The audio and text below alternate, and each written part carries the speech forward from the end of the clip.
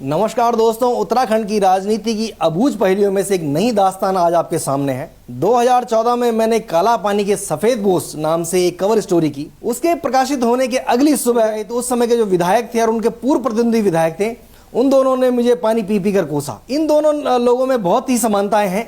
दोनों अलग अलग दलों से भले हैं, किंतु कुछ मामलों में इनको विधानसभा के इन दोनों लोगों को बराबर रूप में गालियां देते हैं। ये दोनों टिहरी बांध विस्थापित हैं। दोनों के परिवार देहरादून में हैं और वहां के मतदाताओं का कहना है कि यह दोनों लोग वहां के स्थानीय लोगों के चुनाव लड़ने के हक पर डाका डालने का काम कर रहे हैं। बात 1986 की है, जब मैं बेसिक स्कूल दयाराबाग से कक्षा 6 में प्रवेश करने के प्रताप इंटर कॉलेज टिहरी आया। उसी समय उस स्कूल के बगल में डिग्री कॉलेज के चुनाव चल रहे थे। उस समय मैंने पहली बार छात्र संघ चुनाव होते देखा। इस चुनाव में छात्र संघ अध्यक्ष का चुनाव लड़ने वाले विजय सिंह पंवार, जिन्हें गुड्डू भाई कहते हैं उत्तराखंड की राजनीति में, मंत्री प्रसाद नैथानी से उस चुनावी गैदरिंग में भाषण देते हुए चुनाव हार गए। जब उन्होंने मंत्री प्रसाद नैथानी को गुस्सा में आकर धक्का मार दिया और मंत्री प्रसाद नैथानी ने तुरंत अपना जो राजनीतिक कौशल था उसका इस्तेमाल करते हुए कॉलेज के सामने जा जाकर रोने लगे लोगों के सामने कि देखो मुझे मार दिया, और यही उनके हार का कारण बना। अगले साल अपनी गलतियों को सुधारते हुए गुड्डू पंवार छात्र संघ के अध्यक्ष बने। उसके बाद वो अपने गांव के प्रधान भी चुने गए। गांव के लोगों को लगा कि ये बहुत बेहतर लड़का है, ये अच्छा कर सकता है, इसको चुनाव निर्विरोध बना दिया। और उसके कुछ समय बाद टिहरी के छात्र संघ अध्यक्ष बने विक्रम सिंह नेगी और गुड्डू पंवार दोनों दोस्त बन गए। दोनों ने टिहरी बांध आंदोलन में बेहतर पुनर्वास की लड़ाई लड़ी और ये दोनों लोग जो हैं, जो उस दौर के पर्यावरणविद कहे जाते हैं, सुंदरलाल बहुगुणा, उन्होंने बहुगुणा का हमेशा इसलिए विरोध किया कि बहुगुणा एंटी डैम की बात करते थे। ये दोनों जो है बेहतर पुनर्वास की लड़ाई लड़ रहे थे। इन दोनों नेताओं ने सरकारी विभागों में, जो सरकारी थे, प्राइवेट विभाग थे, जो बांध निर्माण कंपनियों के जो अधिकारी थे, कई बार दोनों ने मिलकर उनकी पिटाई करी और अपने अपने स्तर से कंपनी के में सैकड़ों बेरोजगारों को नौकरी दिलाई, उनको ठेके दिलाए, उनकी गाड़ियां वहां लगाने का काम किया। दोनों की मजबूत दोस्ती का आलम यह था कि दोनों का एक दूसरे के घर आना जाना था, दोनों एक दूसरे की बारात में नाचे, दोनों का साथ मिल बैठकर अपने लिए बी टीम भी इन लोगों ने तैयार करी। दोनों कई बार आंदोलनों में एक साथ पुलिस की लाठी खाए, दोनों एक साथ जेल गए और इन दोनों ने हम दो हमारे दो का सिद्धांत भी अपने जीवन में उतारा।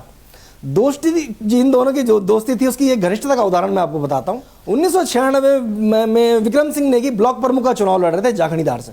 गुड्डू पंवार भी उनका साथ खड़े थे। वो मेरे ननिहाल गए, खोला धार मंडल पड़ता है, और आसपास के जो 3 क्षेत्र पंचायत सदस्य थे, गुड्डू पंवार उनको उठा के ले आए कि तुम्हें तो जो है विक्रम नेगी को वोट देना है। इसके बाद उस समय के जो ज्येष्ठ प्रमुख वहां प्रेमदत्त जुयाल, वो खुद ब्लॉक प्रमुख का लिए कम्पीट कर रहे थे, वो गए और उन्होंने थाने में बाकायदा विक्रम सिंह नेगी और गुड्डू पंवार दोनों की रिपोर्ट दर्ज करा दी कि ये मेरे लोगों का अपहरण करके ले गए, मेरे मतदाताओं का।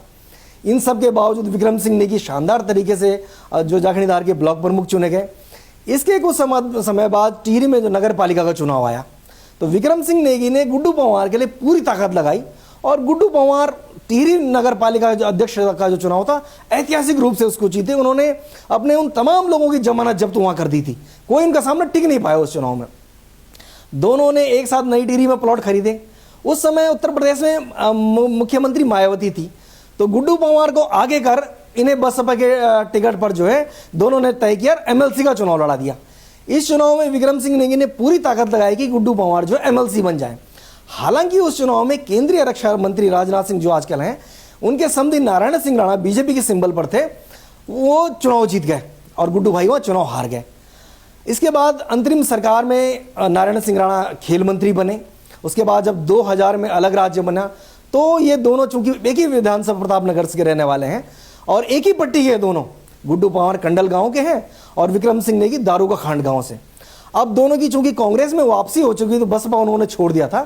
दोनों ने प्रतापनगर विधानसभा सीट से कांग्रेस से टिकट के लिए अप्लाई किया।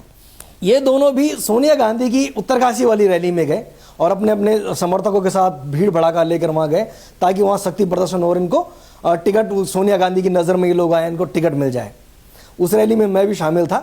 2002 के कांग्रेस प्रत्याशियों की सूची जारी हुई तो हरीश रावत ने इन दोनों को गच्चा दे दिया और जो लंबे समय से वहां ब्लॉक प्रमुख थे प्रतापनगर के, उन्होंने फूल सिंह बिष्ट पर भरोसा जताया और फूल सिंह बिष्ट का टिकट फाइनल हो गया। भारतीय जनता पार्टी ने कुछ समय पहले फौज से रिटायर हुए कर्नल पीडी कुडियाल को मैदान में उतारा तो उत्तराखंड क्रांति दल ने अपनी पार्टी के जो अध्यक्ष हैं बाद में बने के त्रिवेंद्र सिंह पंवार, उनको टिकट दिया।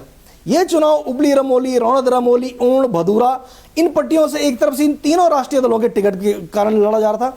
लेकिन इन दोनों की बहुत मजबूत दोस्ती थी, इन दोनों को लगा कि हमें आगे बढ़ना चाहिए।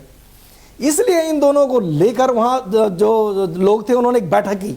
मदन नेगी में एक विशाल बैठक आयोजित की गई जिसमें रैका पट्टी के, धारमंडल पट्टी के, ढुंगमंदार के लोग इकट्ठे हुए और इसमें फोकस किया कि जब राष्ट्रीय दलों ने इन तीन पट्टियों में से किसी को प्रत्याशी नहीं बनाया तो क्यों ना इन दोनों में से एक आदमी को चुनाव लड़ा जाए विधानसभा का। दोनों के बीच फिर लंबी वार्ता हुई और फिर दोनों के बीच सैकड़ों लोगों के सामने एक आम सहमति बनी कि 2002 का विधानसभा चुनाव गुड्डू पंवार निर्दलीय लड़ेंगे और विक्रम सिंह पूरी ताकत से गुड्डू पंवार का साथ देंगे, जैसे उससे पहले उनकी दोस्ती थी। चुनाव का परिणाम चाहे कुछ भी आए, इसके बाद जो जिला पंचायत अध्यक्ष का चुनाव होगा उसमें गुड्डू पंवार विक्रम सिंह नेगी को जिला पंचायत अध्यक्ष बनाने में मदद करेंगे। वो विधानसभा चुनाव हारे या जीते, गुड्डू पंवार निर्दलीय मैदान में उतरे तो दूसरी ओर भाजपा कांग्रेस के लोग अपने अपने जो दल बल के साथ में, अपने सिंबल के साथ मैदान में उतरे। उस चुनाव में गुड्डू पंवार को 4 पाई चुनाव चिन्ह मिला, लेकिन वो उनकी जो स्वीकार्य थी वो इतनी शानदार थी कि चारों ओर से लोगों ने तन मन और धन से उनका सपोर्ट में लोग खड़े हो गए, उनको लोगों ने पुशअप किया। विक्रम सिंह नेगी कांग्रेस में थे ही, तो कांग्रेस संगठन के लोगों को लगा कि ये फूल सिंह बिष्ट को नुकसान पहुंचा रहे हैं, तो कांग्रेस के लोगों ने विक्रम सिंह नेगी की ड्यूटी जो है टिहरी में किशोर उपाध्याय के चुनाव प्रचार में लगा दी।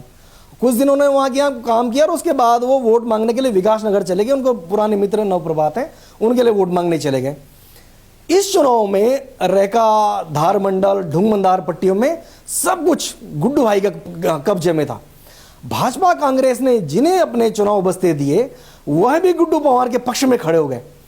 उस पहले विधानसभा चुनाव में इन तीनों पट्टियों से गुड्डू पंवार के समर्थक आधी रात को तब तक पोलिंग बूथ पर जटे रहे और वोट करते रहे जब तक वहां जो चुनाव अधिकारी थे उन्होंने पोलिंग बूथ बंद नहीं करा दिया था।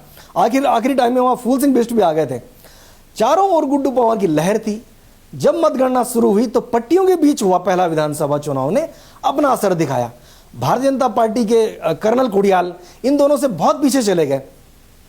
इन दोनों के बीच जो कांटे की टक्कर हुई उसमें फूल सिंह बिष्ट ने गुड्डू पंवार को कुछ 100 वोट से चुनाव हरा दिया और फूल सिंह बिष्ट विधायक चुने गए। इस बहुत नजदीकी हार का ठीकरा गुड्डू पंवार ने विक्रम सिंह नेगी के सिर फोड़ दिया और उन्होंने कहा कि वे तो जीत जाते अगर विक्रम सिंह नेगी ऐन वक्त पर दगा न करते।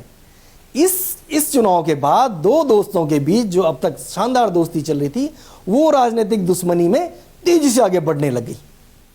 प्रदेश में कांग्रेस की सरकार आई तो विक्रम सिंह नेगी नारायण दत्त तिवारी सरकार में पेयजल सलाहकार बन गए और उन्होंने प्रतापनगर में अपनी जमीन मजबूत करने के लिए मुख्यमंत्री विवेकाधीन कोष से लेकर मुख्यमंत्री की घोषणाएं और प्रतापनगर पेयजल योजना, पूरे प्रतापनगर में रिकॉर्ड नंबर्स में उन्होंने जो है हैंडपंप लगवाए ताकि आने वाले समय में लोग उनको जाने और ये सोचे कि ये भी जो है विधायक के पद के एक अच्छे दावेदार हैं।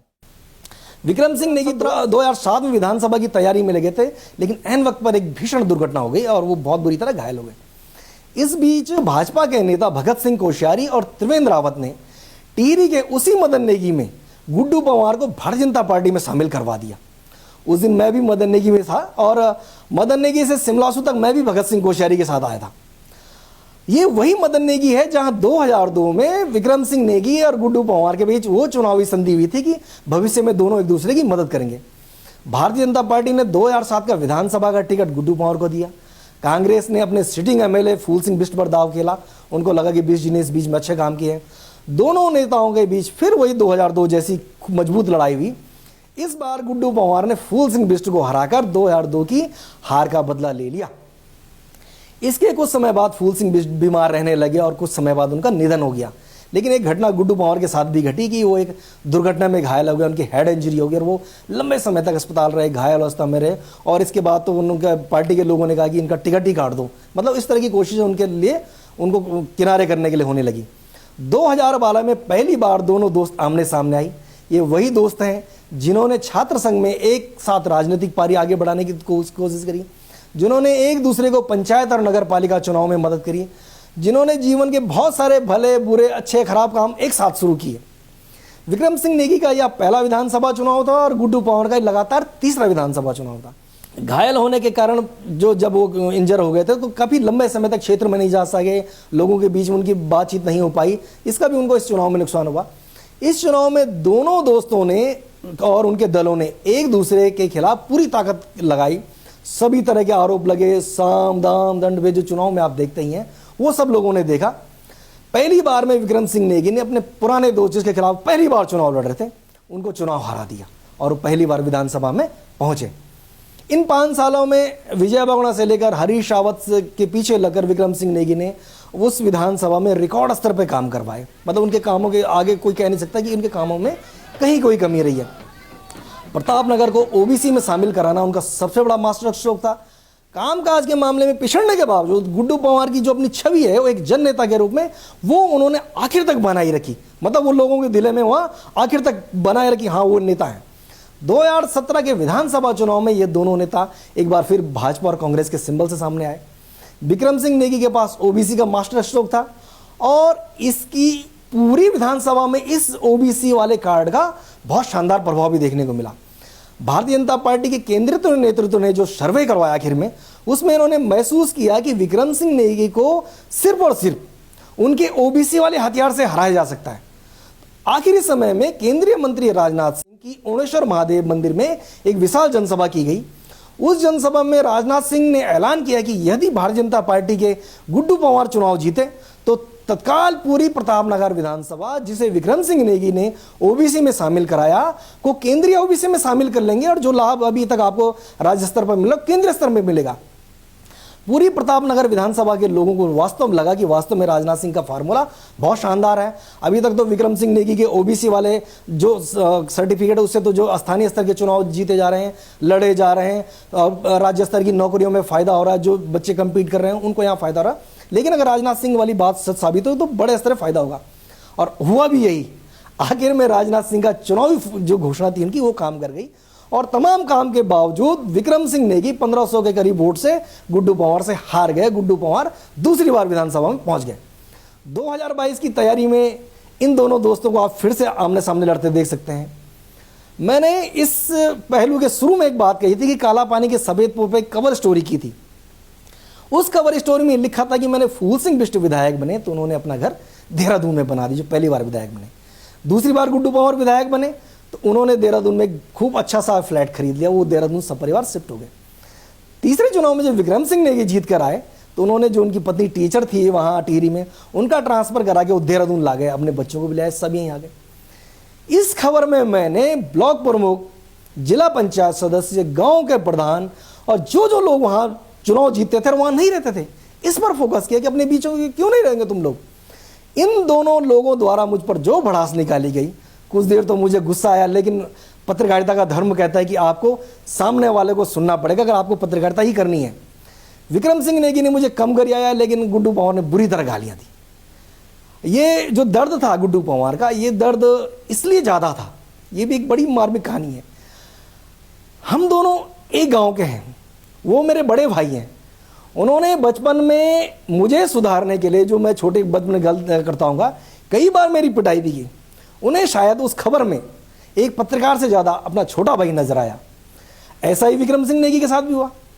विक्रम सिंह नेगी बहुत दूर के नहीं हैं, विक्रम सिंह नेगी मेरे ससुराल के हैं और वो मुझे वर्षों से जानते हैं, हम दोनों एक दूसरे को वर्षों से जानते हैं। लेकिन पत्रकारिता में नाते रिश्ते से आगे बढ़कर मुझे प्रतापनगर विधानसभा के उन हजारों लोगों की पीड़ा ज़्यादा बड़ी महसूस हुई जिन्होंने आशा विश्वास के साथ इन लोगों को बार बार वोट देने का काम किया। ये अनसुनी अनकही पहलू का यह एपिसोड आपको कैसा लगा? गजेंद्र रावत ने इस एपिसोड में क्या क्या गलतियां की ये आपको बताना है, आपको मुझे समझाना है, ताकि आने वाले समय में जो एपिसोड आप और मैं इस प्रदेश की बेहतरी के लिए आपके सामने लाऊं उसमें मैं उनको दुरुस्त करके और बेहतर ढंग से आपके सामने लाऊं। अगली बार इसी तरह की किसी और अनछुई और अनसुनी किसी और कहानी के साथ आपके साथ फिर आऊँगा। तब तक के लिए नमस्कार।